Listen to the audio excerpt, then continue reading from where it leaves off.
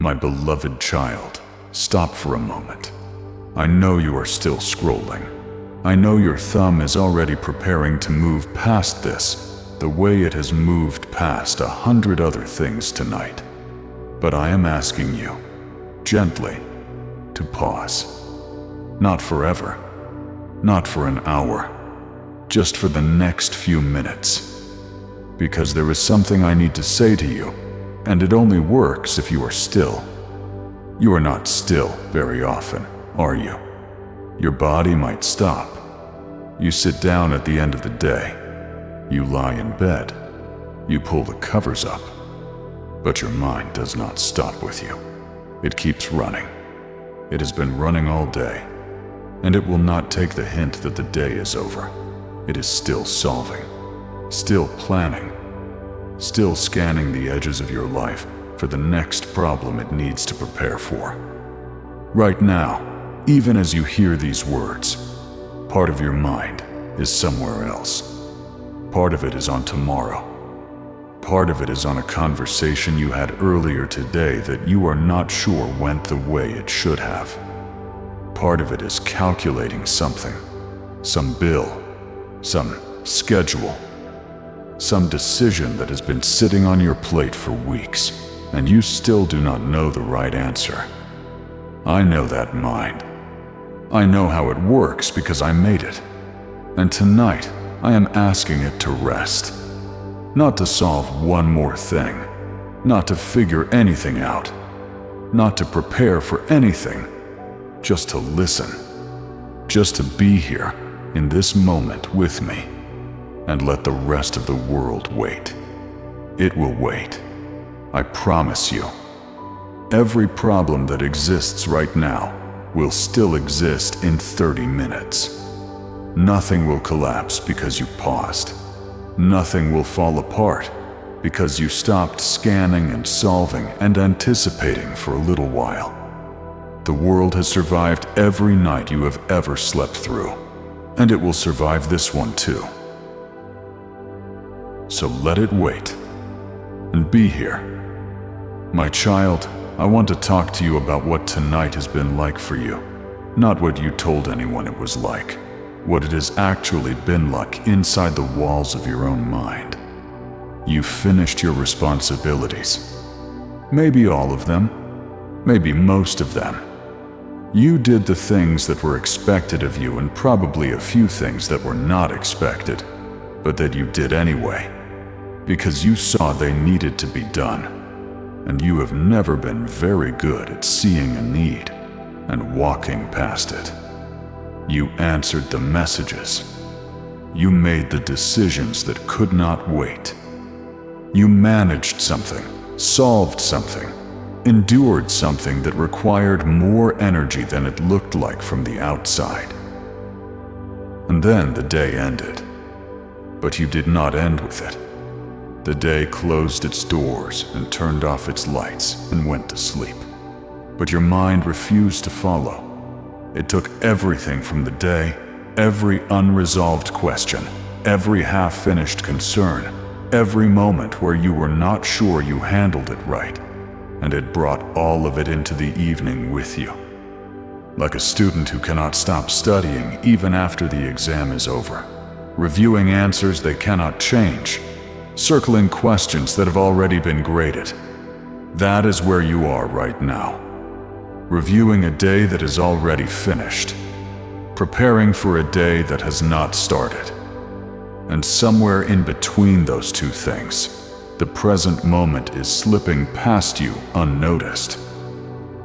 I notice it. I notice you. I notice the way your shoulders are pulled up slightly toward your ears right now, even though there is nothing happening that requires tension.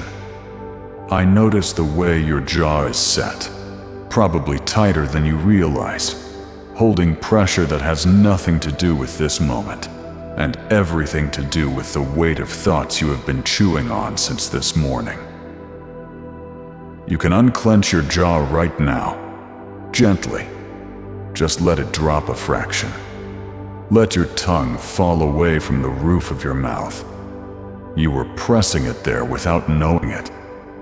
The body keeps score of every thought the mind refuses to put down, and your body has been keeping a very detailed record today. Let it soften, just for now. My child, you are tired in a way that does not have a simple solution. It is not the kind of tired that 8 hours of sleep would fix, though you could use that too.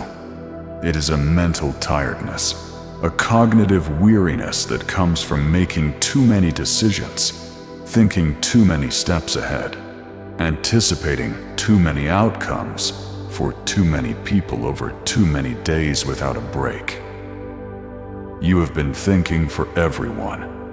That is something you probably do not even realize you do. But I watch it happen every single day. You wake up and your mind immediately starts running calculations for other people.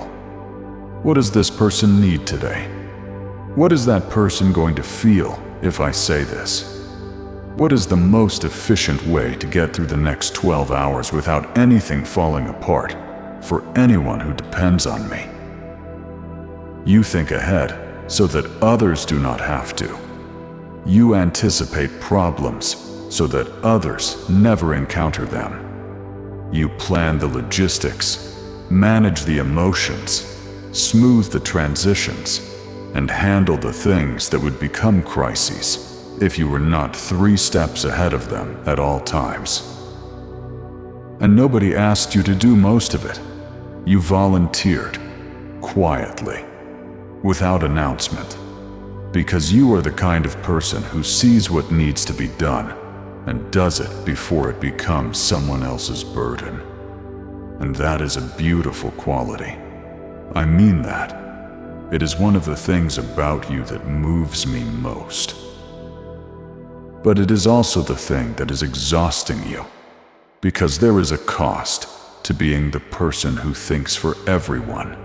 And the cost is that by the time you finally lie down, your mind has run a marathon that no one saw, and no one will applaud, and no one will give you a medal for. You ran it entirely inside your own head, and now you are lying in the dark with your heart still pounding, and your thoughts still racing, and the finish line nowhere in sight. Because there is no finish line. There is only tomorrow, and tomorrow has its own marathon already laid out and waiting. I did not design you to live this way. I gave you a beautiful mind, a mind capable of empathy and planning and creative problem solving and deep care for the people around you. But I did not give you that mind so that it could run without stopping. I gave it to you the same way I gave you lungs, with the expectation that there would be breathing in and breathing out, effort and rest, thinking and stillness. You have been breathing in for a very long time without breathing out. Do you know when the last time was that your mind was truly quiet? Not distracted, not sleeping, not numbed by noise or screens or activity. Actually quiet. Still, present in a single moment without simultaneously calculating 3 others. You probably cannot remember. And that is not a failure of memory. It is a measurement of how long you have been running. You have been in motion so continuously that the idea of a still mind sounds like something that happens to other people. Monks, people on retreats, people whose lives are simpler than yours, not you. You have too much going on. Too many people depending on you. Too many variables to track. But tonight, just for these few minutes, none of those variables need tracking. The people who depend on you are okay. The problems that need your attention will still need it tomorrow. And the mind that has been running since dawn is allowed to walk. Then sit. Then simply breathe. And tonight, I am giving you permission to exhale. Dear friends, if our videos have ever touched your heart or brought you closer to God, please support our mission through super thanks below. Your kindness means the world to us. God bless you abundantly. My dear child, there is something I want to name for you, because I think you might not have the language for it yet. It is a specific kind of loneliness that comes from being the person everyone leans on, but no one thinks to ask about. It is not that people do not love you. They do. It is not that they are cruel or indifferent. Most of the people in your life have no idea how much you are managing inside your own mind, because you have become so efficient at managing it that it does not show. You do not stumble. You do not pause too long. You do not let the internal noise affect the external output. And because you are so good at this, the people around you have come to believe that you simply do not struggle the way they do. That somehow you are wired differently. That this comes easily to you. It does not come easily. It has never come easily for you. It has never come easily. Every smooth response, every calm reaction, every time you absorbed someone else's stress without adding your own to the conversation, that was work. Invisible, uncelebrated, utterly exhausting work. And the loneliness of it is not that people do not care, but that they genuinely do not know. You have been so effective at managing yourself that you have accidentally convinced everyone around you that you do not need managing. But you do. You need someone to look at you, not at the version of you that is solving and planning and anticipating, but at you, the person behind all of that machinery, and say, "Are you okay?" and mean it, and wait for the real answer instead of accepting the fast one. I am that someone tonight, and I am asking you, are you okay? Not your responsibilities, not your family, not the situation you are navigating, or the decision you are trying to make. You, the person reading these words right now, with tired eyes and a mind that has not stopped since the sun came up. How are you? Not how is everything. How are you? You do not have to answer out loud. You do not even have to answer in complete sentences. You can just acknowledge it to yourself. The honest temperature of your inner life right now. Not the temperature you report to others. Not the temperature you need it to be, but the actual one. I already know what it is, but there is something that changes when you let yourself know it too. And here is what I want you to understand about this moment. This moment right now, where you are scrolling through a screen in the dark, looking for something. Not entertainment, not information, but something that feels like company. Something that makes the quiet feel less empty. Something that speaks into the specific frequency of loneliness that only exists at this hour, when the rest of the world seems to have figured out how to sleep, and you are still here, still awake, still thinking, still wondering why your mind will not cooperate with the night. You are not broken because you cannot sleep. You are not broken because your mind races. You are not broken because the thoughts come faster in the dark than they do in the light. You are a person who cares deeply about things, and the caring does not have an off switch. It does not respect bedtime. It does not follow the same schedule as the rest of your life. It runs when it runs. And tonight, it is running. But you do not have to run with it. My child, I want to talk to you about what happens to worry at night. Because this is something most people experience, but very few people understand. During the day, your worries exist in proportion. They are real, but they are competing with a dozen other inputs. The noise of work, the demands of conversation, the distraction of tasks that need your attention right now. Your worries have to share the room with your whole life, and so they stay relatively sized, manageable, annoying but not consuming. But at night, the room empties, the tasks stop, the noise fades, the other people go to sleep or go away, or stop needing things from you. And suddenly, your worries are the only thing left in the room, and without anything else to compete with, they expand. They take up the entire space. They become louder, more detailed, more convincing. A concern that felt like a 2 during the day becomes an 8 at night. A problem that you were handling fine at noon becomes an insurmountable crisis at midnight. This is not because the problem got worse. It is because the room got quieter, and your mind, which has been solving things all day, does not know how to sit in a quiet room without reaching for the nearest problem to solve.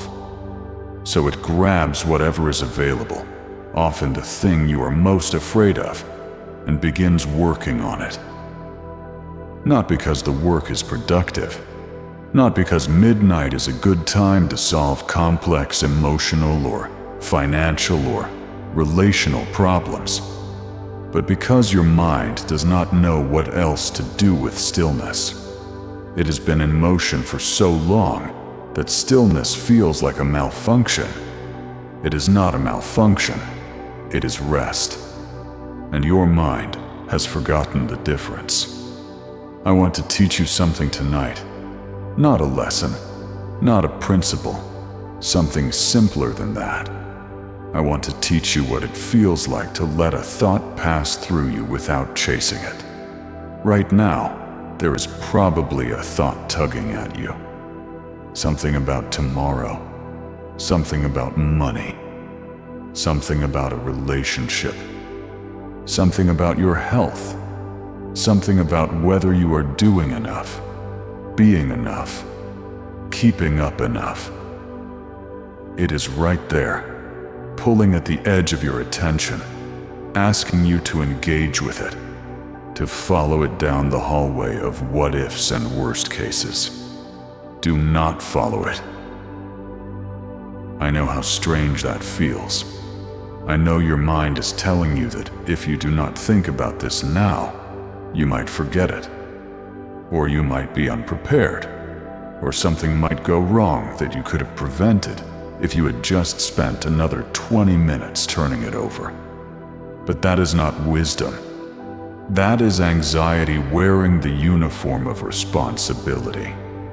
And I can tell the difference even when you cannot. The thought will still be there in the morning.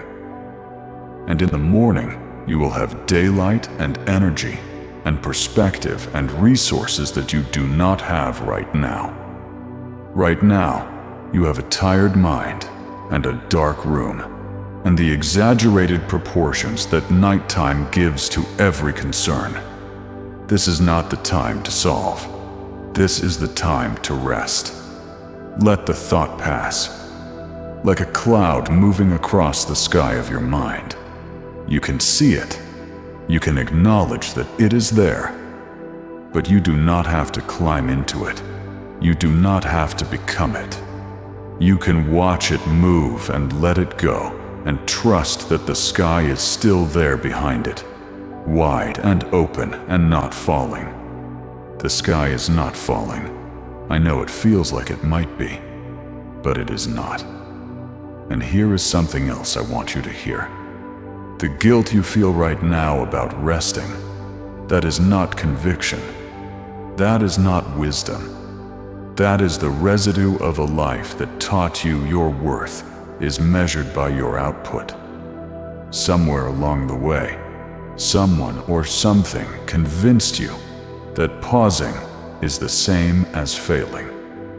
That if you are not actively solving, you are actively losing. That every minute not spent in productivity is a minute wasted. But rest is not wasted time. Rest is the thing that makes all the other time worth anything. A rested mind thinks more clearly. A rested heart loves more generously. A rested person can distinguish between a real emergency and a manufactured one. And right now, without rest, you have lost the ability to tell the difference. Everything feels urgent. Everything feels critical. Everything feels like it needs you specifically, and it needs you right now. It does not. Most of it can wait. And the part that genuinely cannot wait is not something you can address from your bed at midnight with a scattered mind and exhausted nerves. So the most responsible thing you can do right now, the most productive, the most caring, the most strategic thing, is to close your eyes and sleep. That is not laziness. That is wisdom your mind has been too busy to recognize. My child, I want to tell you something about yourself that I think you need to hear. You are doing better than you think you are. I know that sounds like something people say to make you feel better. But I am not people. I am the one who sees every hour of your day. Not just the highlights, not just the failures, all of it. The entire unedited footage. And from where I stand, the full picture of your life looks different than the picture you have been staring at. You have been staring at the gaps. The places where you fell short. The conversations where you said the wrong thing. The moments where you lost your patience, or your confidence, or your motivation. You have been assembling a highlight reel of your worst moments, and watching it on repeat, and using it as evidence for a verdict you reached about yourself a long time ago. But that reel is not accurate. It is edited. It leaves out the mornings you got up when everything in you wanted to stay down. It leaves out the kindness you showed when you were running on empty. It leaves out the prayers you whispered that you did not even think I heard. The ones that were more exhaustion than eloquence, more desperation than devotion, more I cannot do this than I trust you. I heard those prayers, every single one, and they were not failures of faith. They were the rawest, most honest form of faith that exists. The kind that does not come with confidence, or theology, or impressive language. The kind that comes from a person who is simply too tired to pretend anymore and says, in whatever words they have left, I need help. I do not know how to ask for it properly, but I need it. That prayer moves me more than you will ever understand. And I answered it. Not always in ways you recognized, not always on your timeline, not always with the outcome you were hoping for. But I answered, with mornings that came after nights you did not think you could get through, with strength that showed up just when your own ran out, with doors that opened quietly, without fanfare, just enough to let you through to the next day. You are still here, and that is not an accident. That is the result of more answered prayers than you have given me credit for. You have been so focused on the prayers I have not answered the way you wanted, that you have missed the ones I answered in ways you needed. You missed the friendship that showed up right when isolation was starting to harden into something permanent.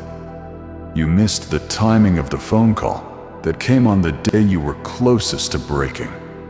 You missed the small, unremarkable mercies that arrived so quietly they looked like coincidence. The parking space, the unexpected check, The conversation that shifted your perspective just enough to get you through the week. The night where you cried yourself to sleep and woke up to a morning that felt inexplicably lighter. Those were not coincidences. Those were answers. Quiet ones. The kind I specialize in. Not dramatic, not flashy. Not the kind you would post about or testify about, or even remember clearly, but real, consistent, faithful.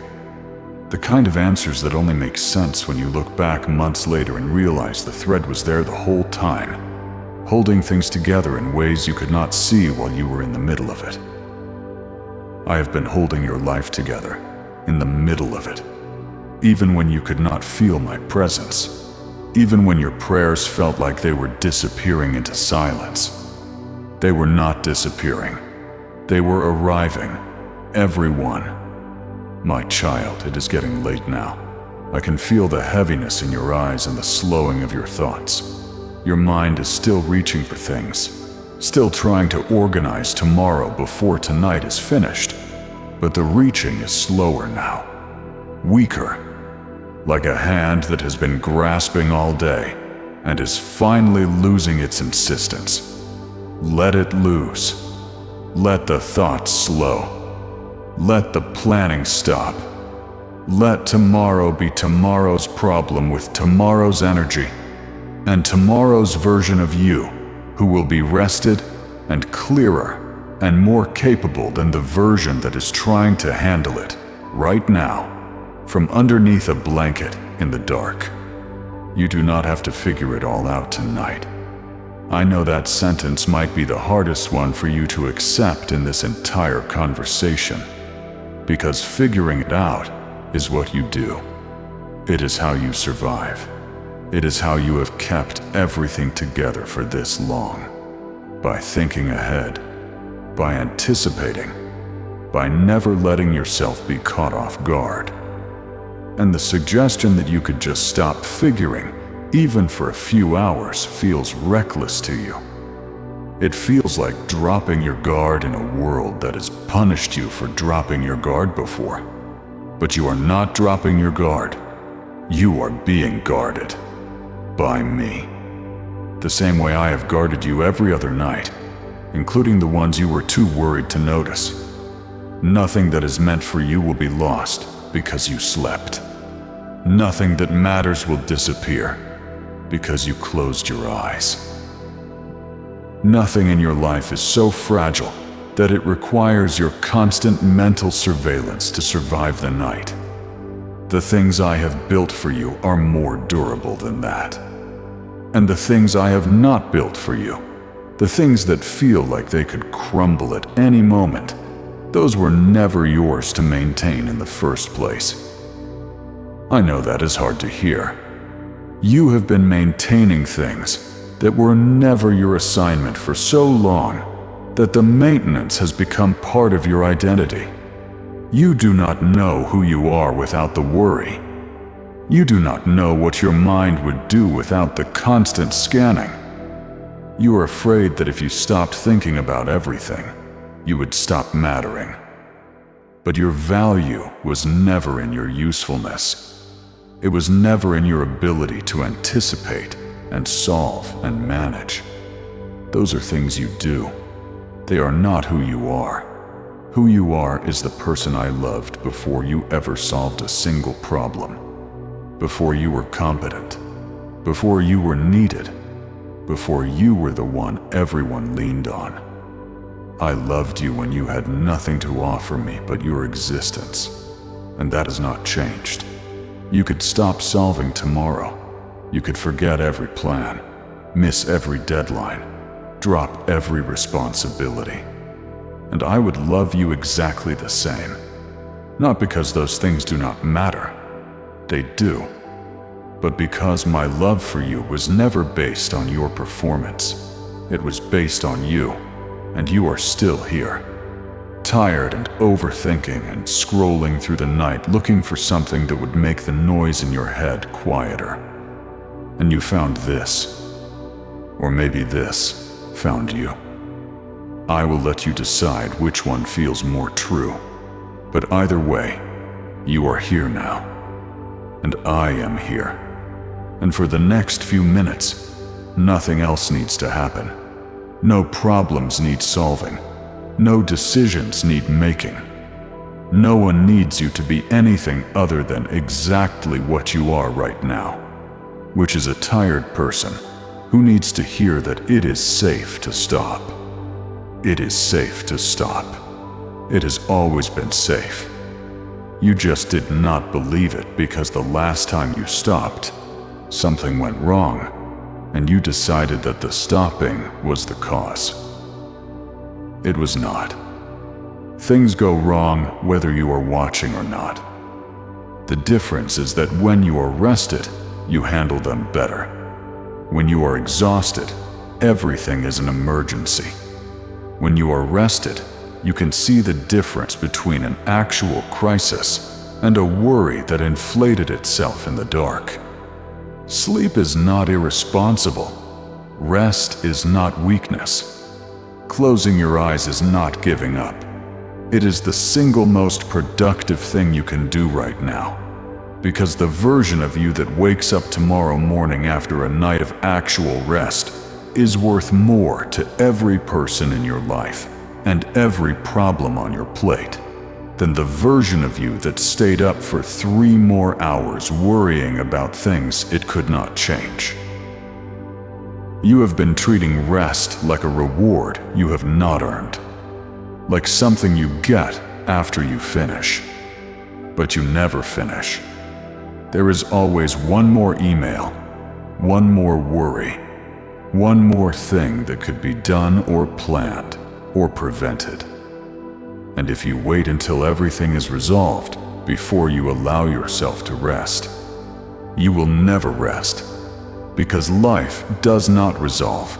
It continues, and you need to be alive enough to continue with it. Rest is not the absence of responsibility. It is the foundation of it. So tonight, I am making you a promise. While you sleep, I am going to stay awake. I am going to watch the things you are worried about. Not because they need watching, most of them do not, but because knowing that someone is watching will let you close your eyes. And that is what I want for you tonight. Not a miracle, not an answer, not a solution to the thing that has been circling your mind for weeks.